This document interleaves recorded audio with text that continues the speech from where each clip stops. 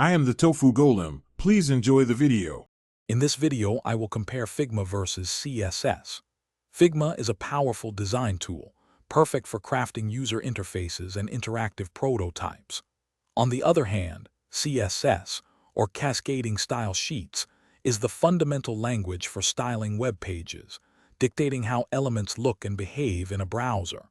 We'll explore their individual strengths and weaknesses, helping you understand where each tool shines brightest in the journey from concept to a live, functional website.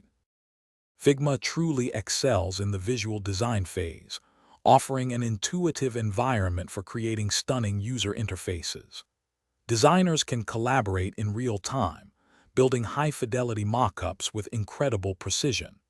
Features like auto layout and reusable components significantly speed up the design process, allowing for quick iterations and consistent branding across many screens. It's a fantastic platform for bringing creative visions to life before any code is written.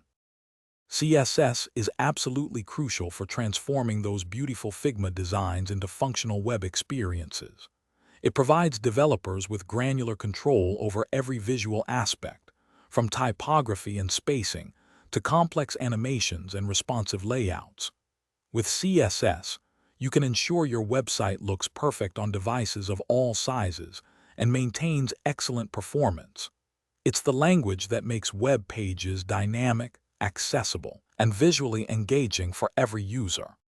Ultimately, Figma and CSS are not competitors, but rather powerful, complementary tools in the web development ecosystem.